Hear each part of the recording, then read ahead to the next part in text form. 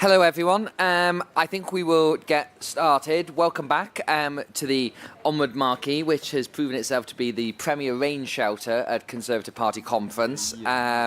very near the main centre. That's, of course, not the reason you are here. It is to hear from our wonderful panel on healthier choices. I'm Sebastian Payne, Director of Onward, and I'm living what we are discussing here with my nice big flat slice of cherry bakewell, which is on offer over there, along with brownies and flapjack and all other things that we will be debating the good merits of that on this panel today. But as we do know, the UK is in the grips of something of an obesity crisis, and this plays very much into the work we do at Onward with levelling up and helping those so-called left-behind communities. And we want to be looking at the interaction between individual choice, genetics and exercise and how to maintain a healthier weight. And I think we need to have an increasing awareness of the environment around how that plays into it. And we're absolutely delighted to have representatives here from academia, from in government and from business to bring all their different perspectives on this very important topic, because we've got to make sure that small businesses are protected, larger businesses can help absorb the costs as we try and get towards a healthier eating. So we'll start off with some introductory remarks from our panel who I'm about to introduce. If you are tweeting, it's hashtag CPC23 and we are at UK Onward. And we would like to thank Uber Eats, who are kindly sponsoring and bringing us all here today. So on our panel, on my far left, we have, I was about to say, Dr. Dolly Thesis, but that is no longer your name. I'm sorry to say that you are now since recently married. Dolly Van Tulleken, who is a visiting researcher at the MRC Epidemiology Unit at the University of Cambridge. On her right, we have Neil O'Brien, who is the Primary Care and Public Health Minister, and far more importantly, one of Onward's founders. On my right, we have Matt Price, who is the General Manager of Uber Eats. And then finally, we have Elaine Handale, who's CEO of British Nutrition. So we've got a really good range of views here. And I'd like to begin with Neil to give us some introductory remarks on your view on how we can try and guide the nation towards a healthier state of living, and what are the factors that you see at play and how government is working towards them. Well, thank you, and thank you all for coming. The obesity problem is something that is growing all over the world, and although everyone in this room will have their own statistics that bring it home to them, it is very striking, the growth in the number of people who are obese or overweight over recent decades. In 1993, about 15% of people who are adults in this country were overweight. Now it's nearly twice that, it's 28%. And if we look at children, in 2021, among reception-age children, 10% were obese and another 12% were overweight. So that's like your very first year in school, end of nursery. And by the end of primary school, 23% of children are obese and 14% on top of that are overweight. It's a pretty bleak statistic.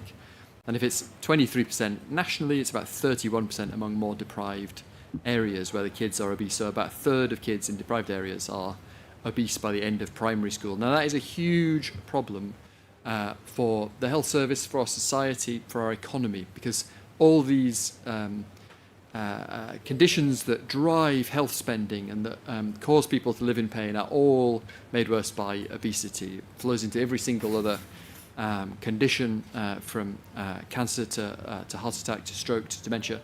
All these other things are made worse by higher levels of obesity, including chronic pain, because the truth is a lot of people who are seriously morbidly obese do live lives of really serious pain. So it's a bleak outlook, and not just in the UK, happening all over the world to a greater or lesser extent.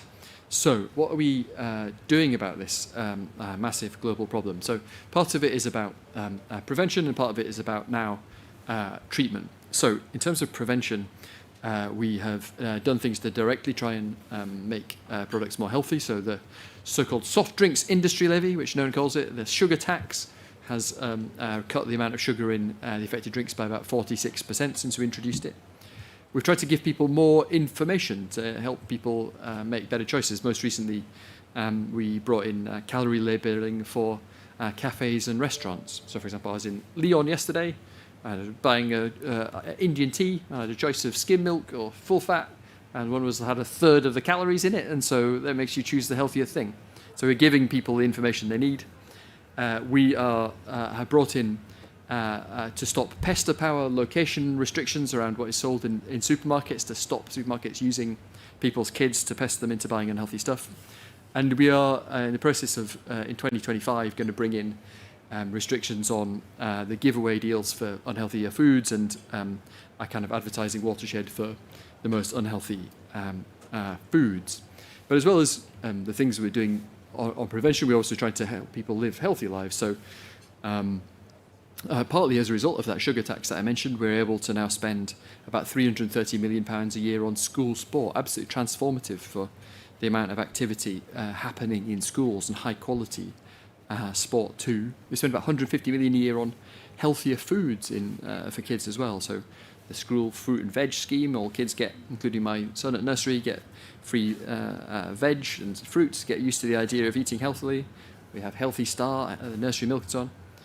We're also investing as well as into school sport education, also into facilities as well. So we've got the Youth Investment Fund, which is building about 300 new facilities. A lot of them, MPs will know, new sporting facilities across the country. So we're doing a lot to try and help people to eat more healthily, discourage the very worst kind of foods, get people to be more active. And the future, I suspect, for some of these kind of preventative agenda is less in stick and more in carrots. So in Wolverhampton, we are using the power of the smartphones that we all have in our pockets. So increasingly people do use health apps. They monitor their health, they monitor what they're doing. And we're taking that to a much wider audience in Wolverhampton by handing out free, effectively, Fitbits, free wearables, and a free app which you can use to monitor the amount of healthy activity you're doing, monitor what you're eating. And an incredible proportion of the people in Wolverhampton, the population, have now signed up to this app and it is out there improving health. And that is an example of what we want to do with the health system, to try and get away from having the National Hospital Service, waiting for people to get very ill and then treating them at huge cost to the taxpayer and to them, but instead having a health system that is trying to get problems nipped in the bud and to enable people to live healthier lives.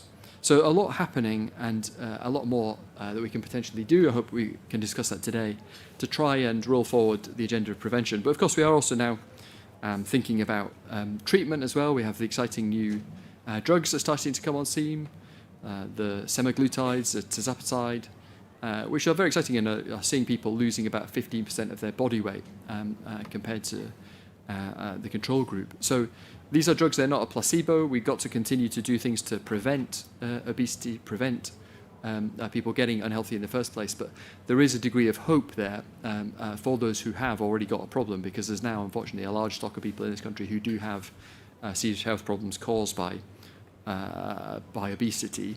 And there is the great potential to save lives and to reduce the number of strokes and heart attacks by helping people with treatment to lose some of that weight. And the Prime Minister's pledged 40 million for the first phase of the rollout of these very, very exciting new drugs. They're not an excuse not to do things, not to have an agenda of healthier eating, giving people the tools to stop the problem in the first place, but they are a source of hope when we confront what is really, really concerning global obesity epidemic, which there is still much, much more to do to tackle. So I hope that today we can have a discussion. I'm mainly here to listen and to sponge the ideas of the other panellists, to be honest with you. But a lot is happening, but a lot needs to be done, because this is a serious problem. It is something that even if you are the most libertarian person in the world, you've got to recognise that having a very, very unhealthy and obese population hits the economy, it hits the taxpayer, it causes huge health costs, as well as causing people to live lives of unhappiness and pain, in truth. So a hugely important agenda and a brilliant idea for a fringe. So thank you for having me here today, Sebastian.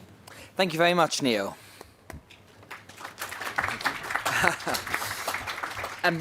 Elaine, I'd like to come to you next, because what Neil painted as a kind of a halfway house journey, that we've made quite a lot of progress in terms of obviously calorie counting. 20 years ago, that would have been an unthinkable thing. Now it's just an accepted part of food and how we look at this. And that's an interesting example of how the government has sort of nudge things into better behaviour. You've had the sugar tax for more direct intervention. The thing that I find so interesting about calorie counting is helping educate people about having their individual choices to push stuff into a better direction. So I'd love to get your thoughts on that, particularly that balance between those things, because ultimately you want to help people make better decisions themselves, but there are cases where government does need to sort of push that.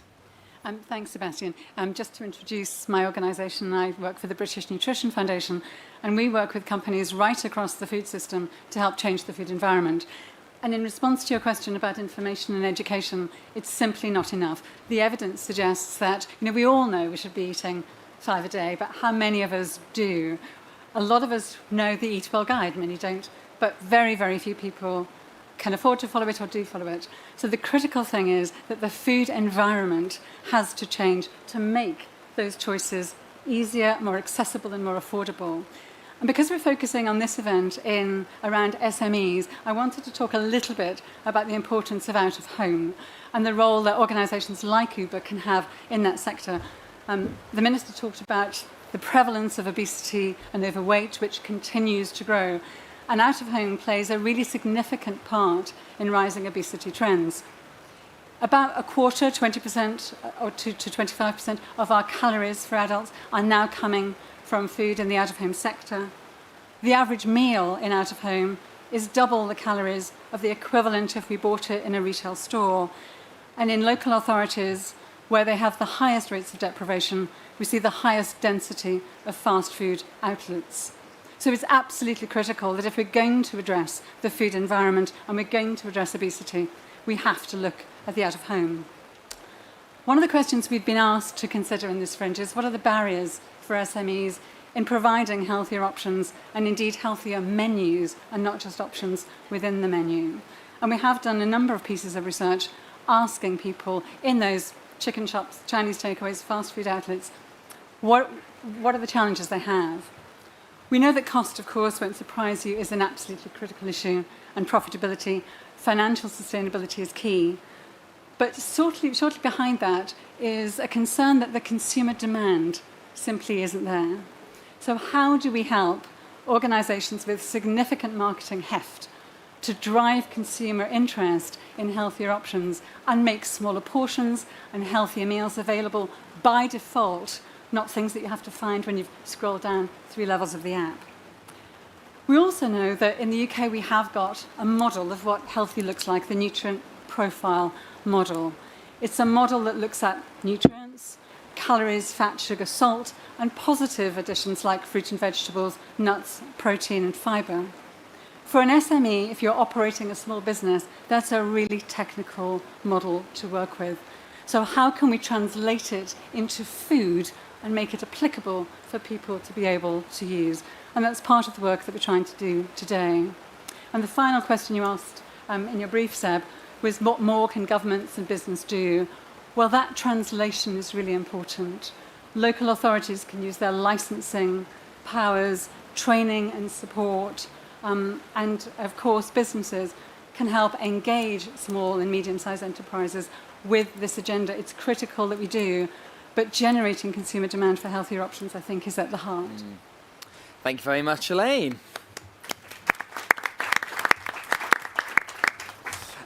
Now, Dolly, one question I'd like to pose to you with your opening remarks as well is, what actually defines healthy food in all this? Because this is something that we're talking about literally in the title of this event, but it's not necessarily a straightforward or easy thing. And I think this covers a lot of the work and the campaigning you've been doing. Yeah, very, very happy to talk about that, and thank you for having me. And I'm going to try and link that as much as possible with the question today around SMEs and concentrating on food, as when it comes to health, food is one of the leading determinants of that, and diet-related disease is now the leading cause of early death, which is often shocking to many and is linked to more deaths globally than tobacco, high blood pressure, infection, or any other health risks.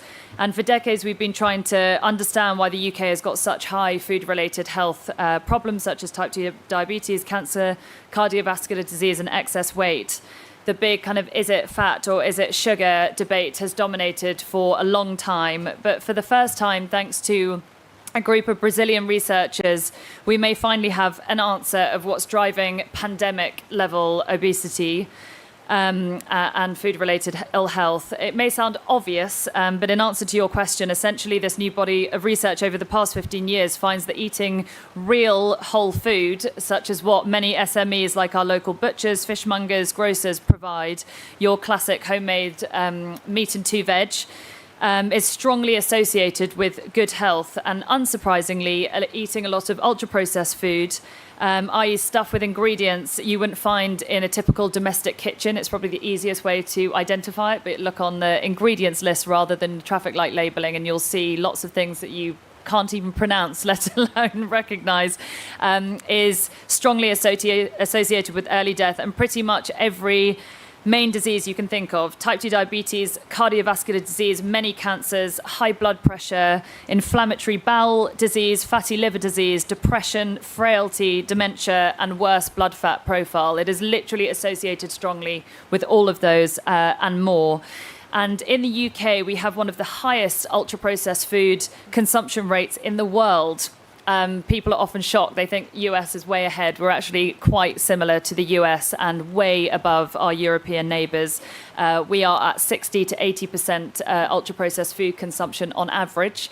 Lots of children particularly are in that 80% category, compared to a France, say, which is at the 20 to 40% ultra-processed food consumption. So we are just almost incomparable to our European neighbours.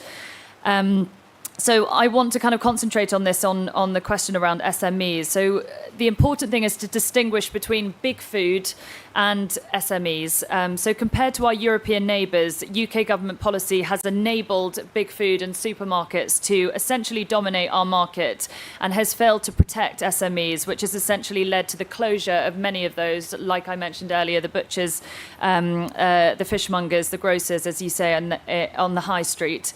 And so these big food companies and supermarkets, as many of us know, because I know that many of us will shop in supermarkets almost exclusively, essentially dictate the majority, if not all, of what we eat. If we compare to our nearest neighbour, France again, France is home to more than twice the number of independent food retailers. So in terms of the business diversity, we are very poor, again, globally on this. But why does that necessarily mean it's bad for health? Well, big food companies like your Kellogg's, your Mondelez, maybe companies that you've never heard of, but they own the brands that you will be very familiar with, like Cadbury's, mostly sell ultra-processed food. The National Food Strategy that found that over 80% of products sold by the 19 largest food companies in the UK are deemed by the World Health Organization to be too unhealthy to market to children. And the vast majority of products, as Tortoise Media found, of the UK's largest food companies are ultra-processed. So the typical ultra-processed ingredients you find, like emulsifiers or flavourings, colourings, etc., are used partly because they're cheap. So you can replace an egg, which is much more expensive than an emulsifier, to do that binding role in a product. But partly because they play many other roles too, including elongating shelf life. And I can't tell you how much elongating shelf life is such a high priority in our food system, and enabling transportation, which for businesses, food businesses, is amazing if you can transport across the whole of the UK. But when it comes to adding things to do that are harmful to our health, we need to weigh up what the consequences are.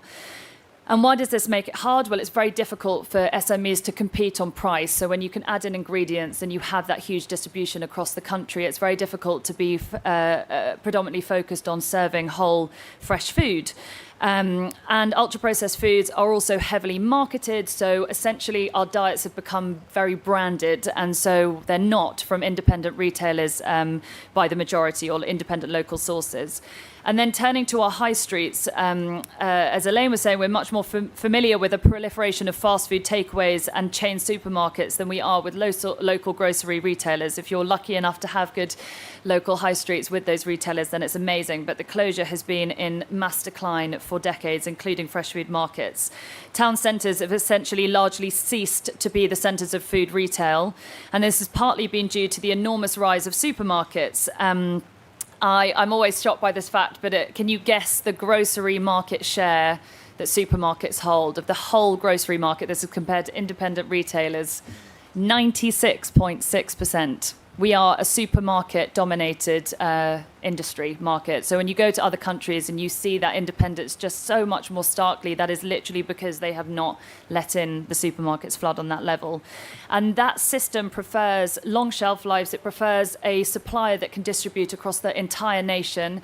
It doesn't want to deal with multiple suppliers. So when it comes to SMEs, it is almost impossible to compete when you can't just go to your local Tesco and sign a partnership where you just supply that Tesco So they will want you to do it across the whole country.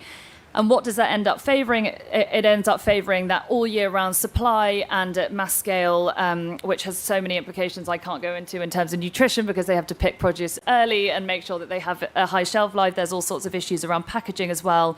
But also you get even better all round produce abroad. So when it comes to air miles, it's better to have apples that you can get all year round from South Africa and Chile than it is in the UK. But there are very many, because I want to say this was a Conservative Party conference, many Conservatives who are very passionate about the distinction between corporates and SMEs and really value that business diversity. And I don't know if any of you have seen, but Danny Kruger, who is an MP, has recently published a book, and he was interviewed in the Sunday Times, and he talked about the fact that his own constituency gives an idea of what the country should and could be like. And he celebrated the fact that there are no McDonald's in his constituency. And he said that we confuse free markets with big business and end up with cartels like we have essentially with the supermarkets and big food. So absolutely understanding how a Conservative government can be supporters and protectors of SMEs over big corporate interests is very difficult in practice. So I will finish off by saying there are lots of things that can be done, including enabling local food plans as per the National Food Strategy recommendation.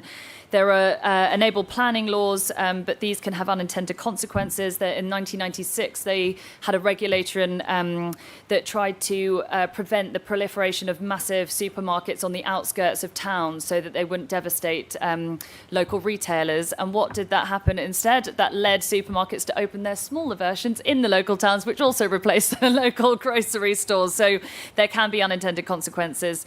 Other countries also have much greater protections, active protections for SMEs, and they make sure that regulations don't do a blanket all on all businesses, which obviously big businesses can have the regulatory capacity to comply with versus SMEs. They make sure it's tailored enough.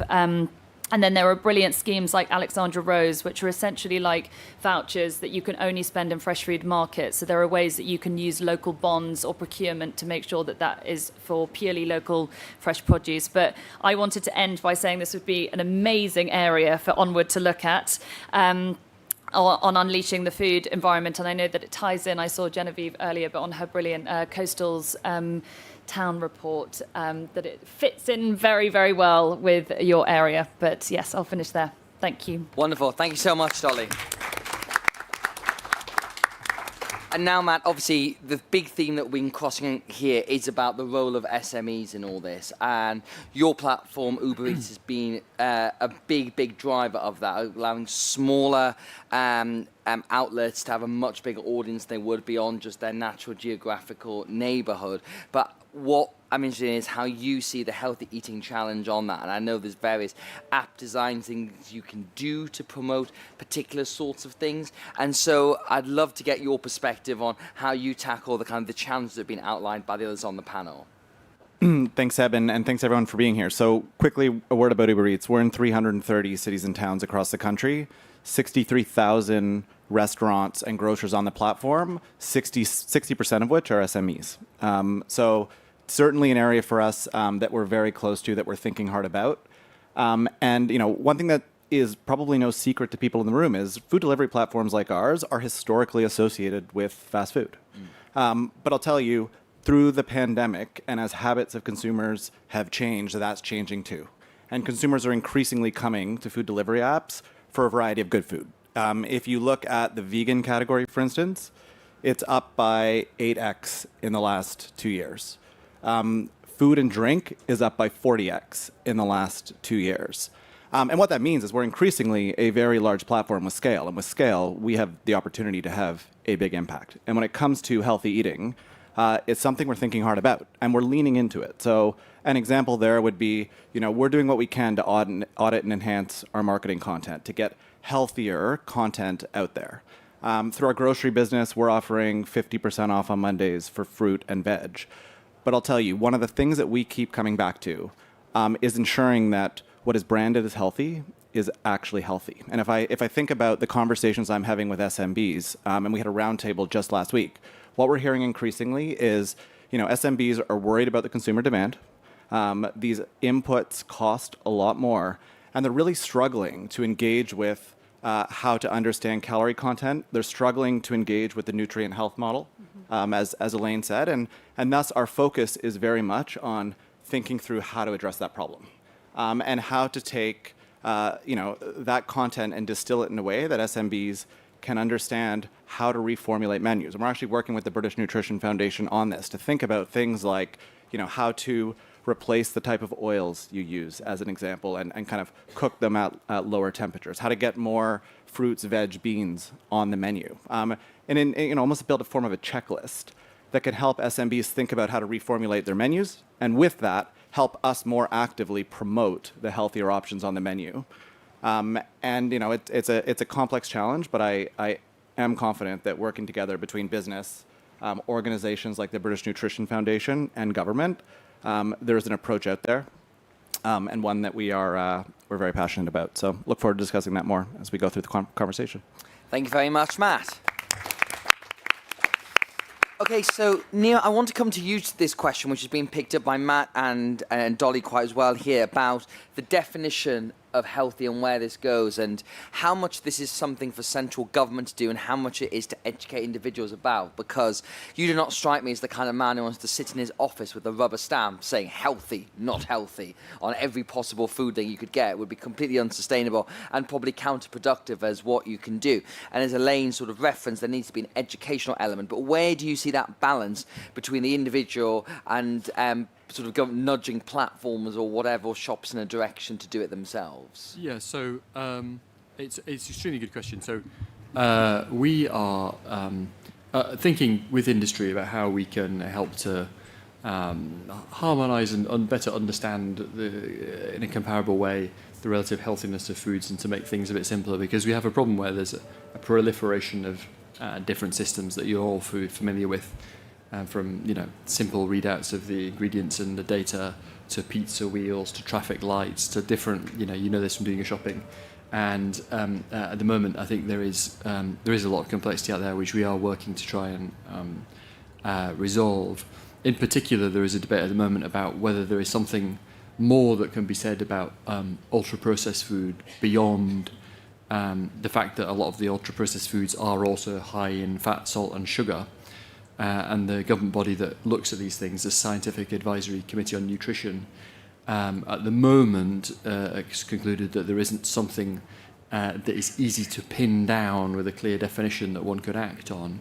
But I think that that in one sense doesn't change the fact that one wants to try and steer the national conversation and the food culture towards exactly the kind of things that Dolly was talking about, which is like, simpler, fresh, whole foods rather than very, very complicated and almost inevitably high fat, salt and sugar kind of products. I mean, it's true that a lot of people still don't appreciate what they're eating, and it's absolutely true that the kind of ballistic growth of the ease of access to fast food is indeed part of the problem rather. So we are trying to work with industry to simplify some of these definitions, and I'm very interested in both in this meeting and after it, like hearing more about how we can make that a bit easier to navigate, particularly for smaller businesses.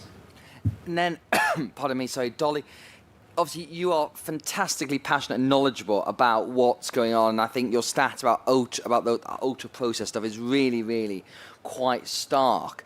And I think the question is, how do you translate that? And I know that's literally a job of a think tank to try and figure out how we do that, but I'm going to put you on the spot and sort of say, what kind of stuff would you like to see either from apps like Uber Eats or from government to better educate? Because it does take a long time to be able to think about what they're eating. We talk about the 5 a day. That's a relatively new cultural thing.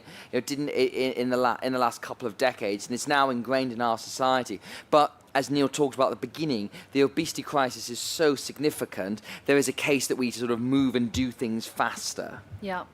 I mean, it's a great question, and obviously one I live and breathe day to day of how we can speed up progress on this. I mean, we're at a very interesting crossroads. So you have emphasised a lot of the sort of definition of what counts as healthy.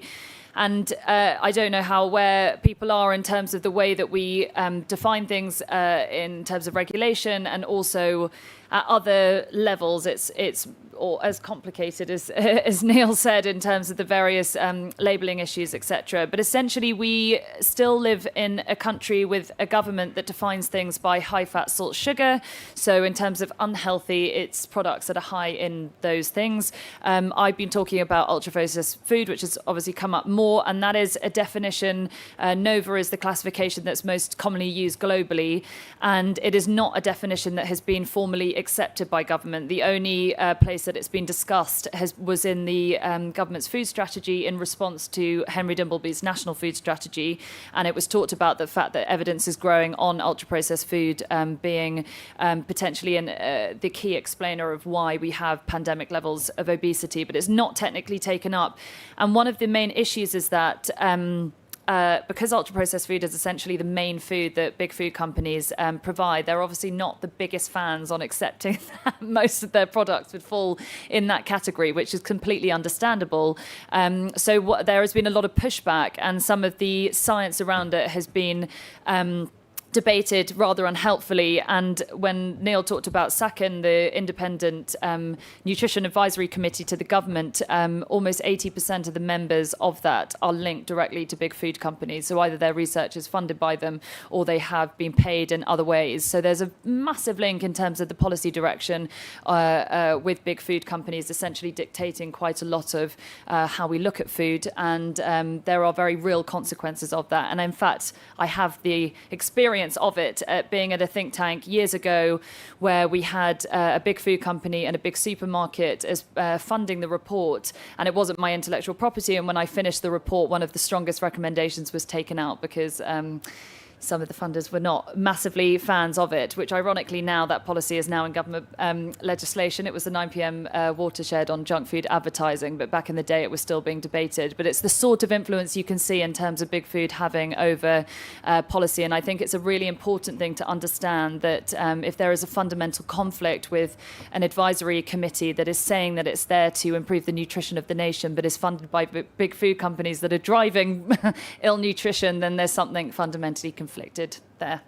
Just add a note of caution there. Look, I agree with you about 90% of this stuff. But I mean, there is an independent committee. I completely hear all the arguments that you make about the need to be careful about the industry, and you know, the other Dr. Tulleken often talks about, you know, it being a metaphor about like smoking. But at the moment, the problem that we have in going further beyond the nutrient profile model and the definitions we've already got of things that are obviously unhealthy, right, because they're full of sugar or salt or hugely high in fat, or hugely high in calories. The problem is not an ideological one, but quite a practical one. Yeah. And I'm aware of lots of different arguments why there is something additional about the high level of processing for some of these foods. You know, some people, one thesis is some of this food is just really easy to eat.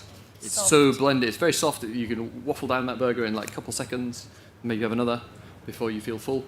But trying to define that is not a particularly easy thing. Other people say some of these ingredients are weird and there are questions about them. No question about it. But again, it's about trying to pin down quite specific definitions. So there's no intellectual. I hear your warnings about the industry and industry influence. I'm actually confident that Tulleken is genuinely independent and has really serious people on it who are very much minded to do the right thing. But the problem is not that we're sort of like seduced by the industry here. The problem is there is a genuine problem about trying to define these ways if you want to start to take action on them. But in one sense, it's not a problem because, you know, the thing that is ultra-processed is typically also extremely unhealthy in some other way. And so the actions and the things that we can do on them, we can do anyway, as it were, because they are obviously unhealthy in a much more straightforward way. Now, Elaine, just on this point, one of the things we've talked to people about is the education element, and I think talking to people about how you can access healthier ingredients as well is another big part of this. And I think this feeds into the work that you're doing, and it's trying to get away from just the quickest, easiest thing. And you know, it's the classic thing of saying it's once you educate people, it's not hard to get access to healthier food. That's half the barrier done to getting there, but that's a very difficult thing to do. I don't think it's half the barrier. I think it's really difficult for people to afford healthier options. But just coming back, just touching on the debate about ultra-processed foods, I think it is difficult. There is difference of opinion. And I think the criticism of people who are on the government's independent committee we've seen that on social media. It's been quite difficult for some of those individuals concerned, I think. And what we're a little concerned about is demonising some foods that we think people perhaps should eat more of. Wholemeal bread, for example, and most of the beans we consume in the UK are baked beans. So how do we help people increase their fibre when they can't necessarily access or afford fresh foods? And how do we make sure that we're separating the processing impact, which we know there are issues around texture and palatability, but also from the fact that those foods often contain high levels of sugar, fat and salt, and that needs to be part of the differentiation and part of the debate. So I think I just caution a little bit about overly criticising the government's independent committee on this. When it comes to education, though, people have been looking at how can we put a sort of processing symbol on labels. The reality is that most education, while it's important, does not change behaviour. And it's actually making sure that we are creating an environment that facilitates behaviour change, and critically making healthier food more affordable and accessible. So it is about information, it is about skills, but it's also being about able to afford healthier foods. I bought four apples the other day and it cost me £2.60. I could buy 12 packets of crisps for that. So it's kind of recognising that people in the reality of doing a weekly shop have some difficult trade-offs to make. And how do we make healthier food more affordable for everybody? And then before I throw it open the floor for questions, Matt, again, as well as providing choice, do you see platforms like yours playing an educational role as well? I mean, we have incredible reach, both for consumers and for SMBs. So 90% of the UK population can access the app. Again, we have 60,000 restaurants, half of which are SMBs. So, very excited to use that platform to educate.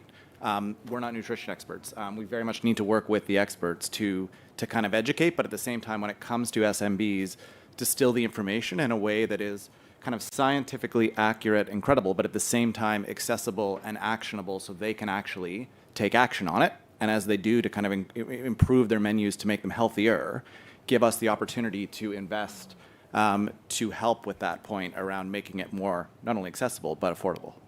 Great. Well, thank you very much for those talks. Let's now throw it open to questions from the floor. We've got our lovely assistants, Callum and Lawrence here with microphones. And if you could just say who you are and where you're from with the questions. We'll start off, Callum, with these, the lady here and the gentleman behind her, please. Great. Hello, my name's Patty Rundle. I'm from an organisation called Baby Milk Action, but it's an international organisation that has been working for about 40 years on the biggest food transnationals to try and bring some sense into this market, because we've been protecting infant feeding, which actually I think we shouldn't forget in this debate. That's where children's taste profiles are when they're babies. And I'll talk to you later about Uber sending formulas. But the actual thing that has been happening is the micronutrients and the health claims and everything that the corporations have used to promote these products as if they are better. I go to Codex, which is the global trading standards, and that's where all the big corporates are, and they push down legislation really hard. That's where they play. The room's 42% full of corporates, and that's what, as Dolly said, they want those products to sit on the shelves for longer and longer. You cannot trade something if it's going to go mouldy in a week or 2 weeks. So I think the government has got to take a much stronger stand on the marketing and the promotion and the health claims on all those products. It's absolutely doable to do that. You can even have warnings. A lot of countries have warnings, proper warnings, big black boxes.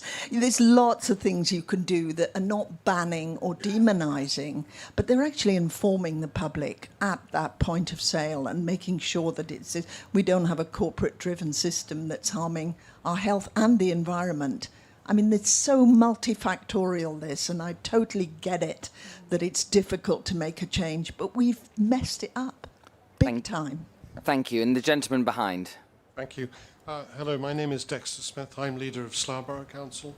Slough is next to Heathrow. It's in the prosperous southeast. But about 20% of our population live in the highest quartile of deprivation in the country. Our life expectancy in Slough is 10 years below our neighbouring boroughs, and we have a big obesity problem in Slough, and we have a very high birth rate, but also now we've got childhood obesity. Yeah. We desperately need help and investment from the Department of Health to tackle health education and so on. I'm aware in retail a big factor for all retailers is upselling. So I was interested in what Elaine said about making smaller portions the default. Why can't when you're asked for your menu choice, the default being the lean version? So let's pick a name that really might appeal. Then you've got regular and large, and on the drivers of obesity, I quite get what you're saying about ultra-processed foods. It's the first time I've heard it, Dolly. But in America, they were talking for some time about processed saturated soya and so on. Is that also another factor? Thank you very much. Let's take some of those all together. So, on the point about sort of big corporates and all this, Neil. Obviously, I'm sure in the work that you do in government, you are seeking to try and get a range of voices from the bigger people who are involved in this, and also smaller businesses and what have you. Do you find there is a tension there in what they both want? Look, we are trying to better understand what is going on in industry. I think. We are trying to work more closely than we have in the past with industry, where there is a bit of an arm's length relationship, and there has been progress. It's no magic bullet, but there has been some quite significant progress through voluntary reformulation. Things like the amount of salt in bread absolutely slashed over recent years, and so there has been progress there. On some of the questions that have just been raised, absolutely about the kind of importance of the early years. That's why we have the Start for Life programme, £300 million programme that Dame Andrea Leadsom is spearheading, opening up family hubs in a range of relatively deprived areas, giving people advice not just on parenting but on early nutrition, breastfeeding, that kind of stuff. I think it's a really great programme. I think there is more we can do in the early years. We have this thing, the National Child Measurement Programme, where we're taking the BMI of all primary school children, and I think connecting that, at the moment that's left to the discretion of the local authority, as you know, as a LA leader, to what to do next with that information. I think I do want to try and improve the connection into proper action, as well as improving the communication around it again. I think some of the letters that are sent out to parents are a bit cold and don't actually encourage them to take action. I mean, the same is true of adults. Again, it's just finding touch points and moments where we're all conscious of what we need to do, but finding the moment where you can get people to move into action. So we have this thing, the NHS health check. Everyone over the age of 40 gets offered it. Only about 40% of people take it up. So we are trying to make that a lot easier to do. So we're bringing in the digital health check from next year. You'll be able to use your phone, get sent a cholesterol test in the post, get easy access to a blood pressure monitor through a pharmacist or going to your GP's waiting room or whatever. And we hope that will really spur the take-up of that. Those kind of touch points where we make it easy for people to take stock and to rethink what they're doing. So there is a lot. I think there is a lot more we can do on all that. And we are, just to reassure you on this point about health claims and so on, we are watching that with great interest. I mean, some of the things around kind of infant foods and so on that are just incredibly high in sugar, marketed as a cutesy kind of like fruit thing, but actually just like stuffed with sugar. It definitely is a concern. So we are looking at all that extremely closely. We keep all these things under very, very tight review. Thank you. And then, Matt, can I bring you in on this point about upselling as well? Because I think, you can definitely think about, the go large for extra 20% or what have you. And that's something on platforms and individual outlets to think about as well. Is that something that plays into where we want to get to on healthy eating? I think there's a sequence to it. As in, I want better information to ensure that what's branded as healthy is actually healthy, to then be able to enable various things. The government has introduced various measures, calorie counting being one. Let's keep in mind that is only required for restaurants that have more than 250 employees, which I think speaks to the fact that these SMBs just don't have the capability to understand some of this content, which is why we need to distill it, we need to clarify it, make it more accessible, make it more actionable, and help us then help them bring down the price and get that food out to people who want it. Yeah. May I just Yes, of course. If I could just say something about food education, actually, because that's a really important point. Having said that the food environment is the driver, for young people in particular, building healthy habits early is really, really important. And we were massively disappointed to see that the investment promised of £5 million into food education has been pulled. And when we are working with teachers and schools, what we hear is they don't have time, they don't have the facilities, and the children can't afford the ingredients. In Scotland, ingredients for food education are provided and paid for.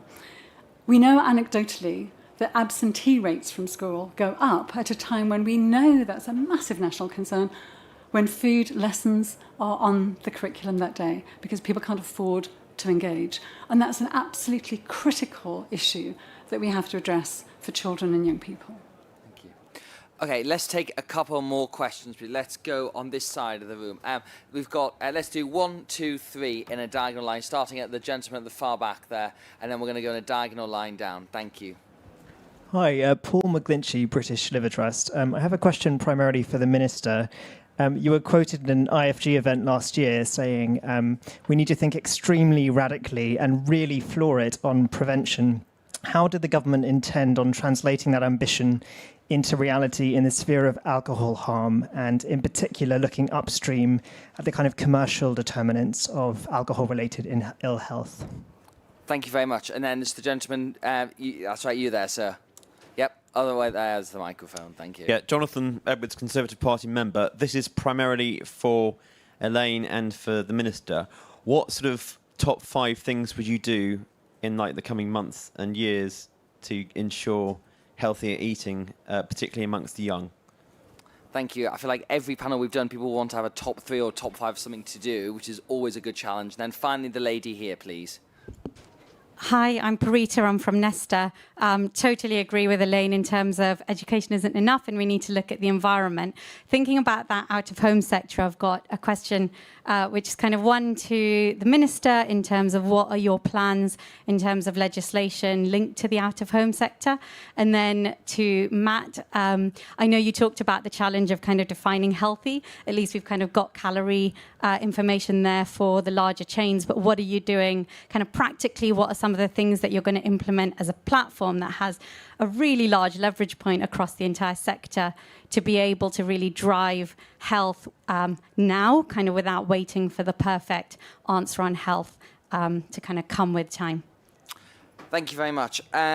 So, Neil, you're going to take 2 of those, which is the question about alcohol and prevention, and also your top 5 or maybe 3, shall we say, things you'd like to do. So I think it's important to try and use the opportunities that present themselves, and one of them in alcohol is the incredible growth of, an incredible improvement of low and no alcohol products. Right? I was a young man, they were genuinely not very good, and people didn't enjoy drinking them unless they were forced to.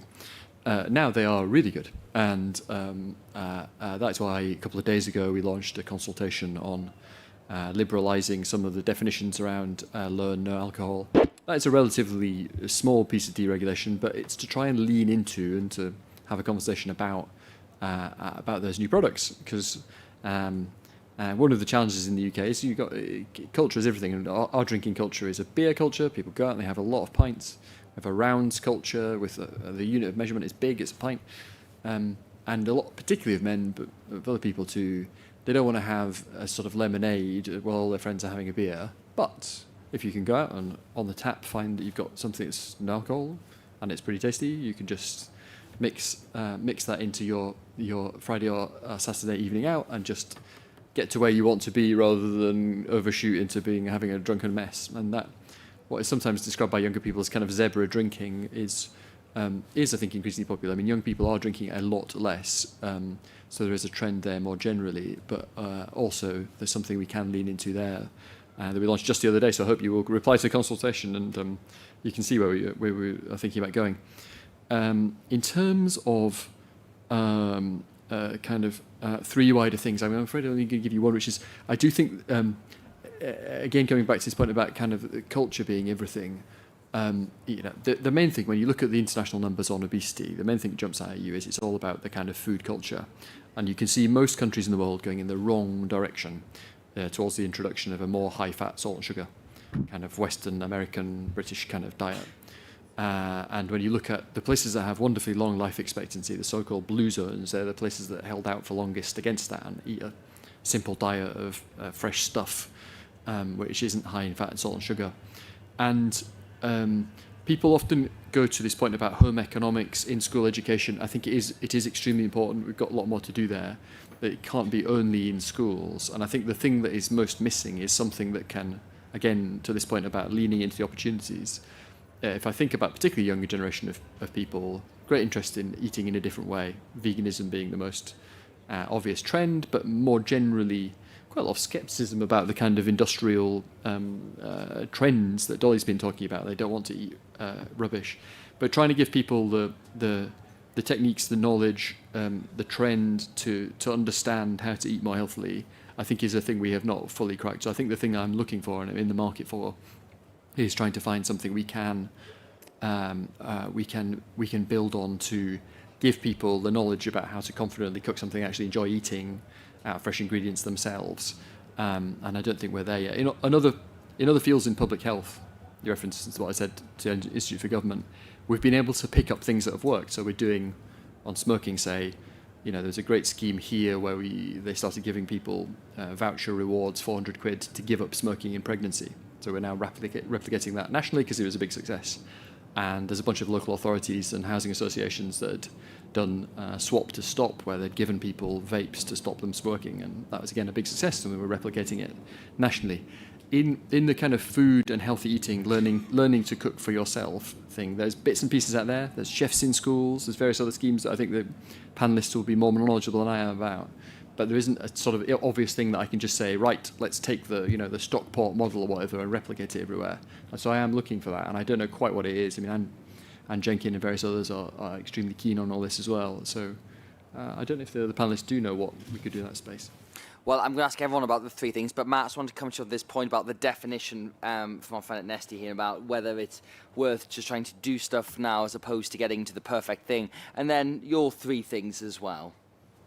So, I mean, look, complex problems seldom have simple solutions. So, while we absolutely should be focused on doing what we can do now, we also need to be looking into how do we address the root cause and build for the future.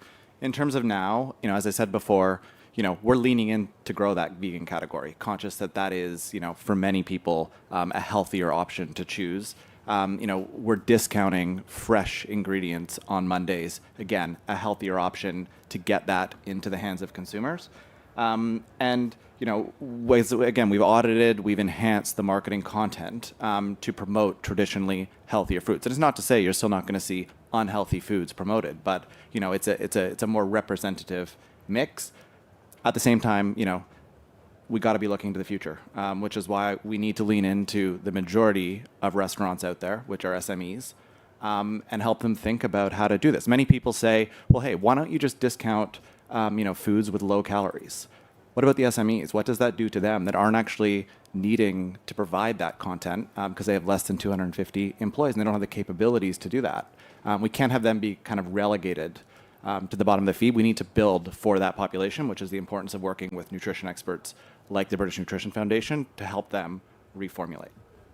Thank you. Now, Elaine and then Dolly, I want you to both do your 3 things before we go back out to a final round of questions. I'm going to be really sorry, but I did get 5. Oh, right. Please go ahead. Please go ahead. The first thing is we have got legislation on foods that are high in fat, salt and sugar.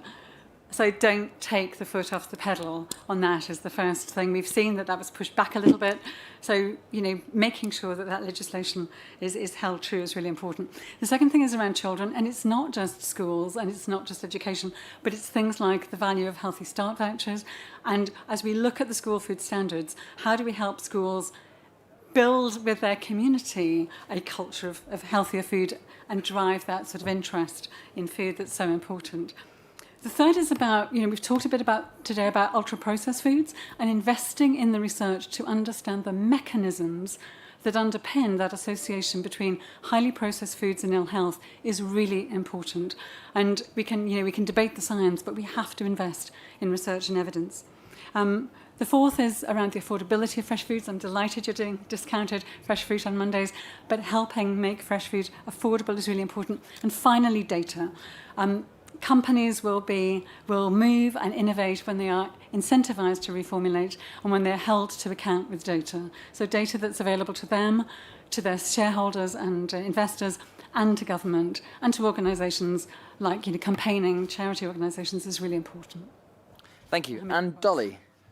I have so many to pick, but I would just re-emphasise the fact that in the UK, because we talked a lot about health education and information labelling, etc., and in the UK, just reiterating the level at which we are at 60 to 80% ultra-processed food consumption. So if you're thinking about reversing that and being more like a France, which sits in basically the opposite way of 20 to 40% ultra-processed food consumption, and the rest being whole, minimally processed food, real food that doesn't have strange ingredients in it, then that kind of system shift is just so enormous. So information alone just doesn't help, because if people have information and they still go out into the world and that's what dominates, then that is all that is the option around us. And I know that anyone attending conference knows how difficult it is to eat anything that's not quite rubbish.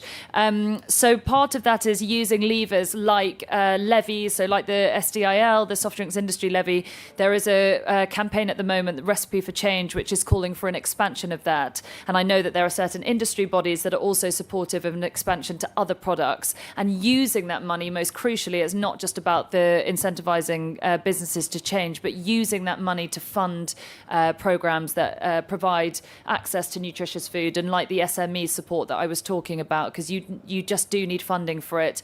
And Chefs in Schools, I'm so pleased Neil talked about it, because it's such a brilliant system, but everyone agrees that food in schools and food in hospitals, for example, and prisons and lots of public buildings should be great, and they're just not, and we're very far away from it. So that emphasis on procurement and how we can use that to obviously drive shorter supply chains as well. But again, it's very difficult unless we are reducing the massive domination of these sort of oligopolies that we have of big food and big supermarkets. And finally, around I probably was there are many, but I would say I'm going to emphasise Elaine's point on stuff already being in legislation. It was the one thing, having done the review of all government policies, obesity policies over the last 30 years, and just the lack of implementation is so depressing, because we campaign for the same policies again and again.